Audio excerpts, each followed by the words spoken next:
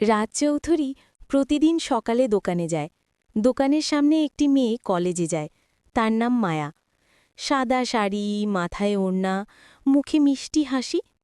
রাজ দূর থেকে দেখেও বুকের ভেতর কেমন যেন ধুকপুক করে ওঠে। ধীরে ধীরে রাজ আর মায়ার চোখের ভাষায় প্রেম জন্ম নিল। কথা হয়নি, কিন্তু প্রতিদিনের সেই দেখা দুজনার মনে ভালোবাসার আলো জ্বালিয়ে দিল। মায়া দোকান থেকে কলম খাতা কিনতে এলে রাজ কাঁপা গলায় বলল, আর কিছু লাগবে?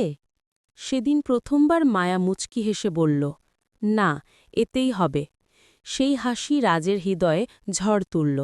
এরপর থেকে তারা আলাপ শুরু করল। ছোট ছোট কথা, কিন্তু ভেতরে ভেতরে জমল গভীর টান। একদিন বিকেলে হঠাৎ বৃষ্টি নেমে এলো। মায়া ভিজে দোকানের সামনে ছাউনির নিচে দাঁড়াল। রাজ সাহস করে এক গ্লাস চা এগিয়ে দিল। দুজনের চোখে চোখ পড়ল। সেই মুহূর্তে সময় থমকে গেল। বৃষ্টির শব্দে রাজ বলল, তুমি থাকলে সবকিছু সুন্দর লাগে। মায়া লজ্জায় মাথা নিচু করল, তারপর ফিসফিস করে বলল, আমিও তোমাকে খুব পছন্দ করি। এরপর থেকে তাদের গল্প আর থেমে থাকল না। প্রতিদিন দেখা, হাসি, খুনসুটি। এভাবেই একদিন মায়া রাজের হাত ধরে বলল, চলো আমাদের ভালোবাসাকে চিরকালের জন্য বাঁধি। আর সেদিন থেকেই শুরু হলো তাদের নতুন জীবনের পথ চলা।